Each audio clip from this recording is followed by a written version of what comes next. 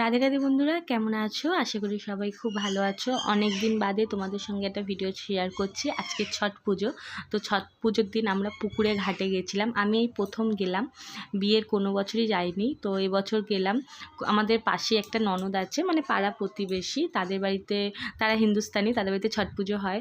তো এই যে দেখো, তাদের ছট পুজোর ডালাগুলো এরকম সাজিয়ে রেখেছে। আর এই থাম্বাটা ওদেরই, ওরা পুকুর পাড়ে থাম্বাটা করে রেখেছে। প্রত্যেক বছর এই থাম্বাতেই পুজো করা হয়।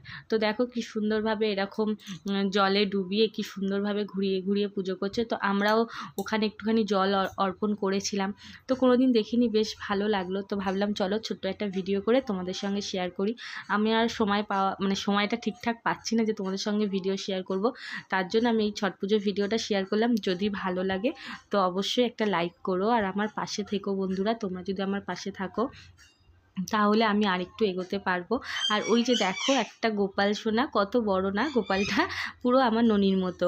তো ওই গোপালকেও নিয়ে এসেছে, ওদের বাড়িরই গোপাল, মানে আমার যে পাশের বাড়ির ননদ তার গোপাল, আমার মানে ননদ হয় পাড়া প্রতিবেশী হিসাবে, তার গোপাল। তো তার গোপালকেও পুকুরে নিয়ে এসেছে ঘাটে, কারণ সবাই আনন্দ করতে আসবে বাড়িতে, আর ও বা বাড়ির ছেলে ও কেন বাইরে মানে ঘরে থাকবে।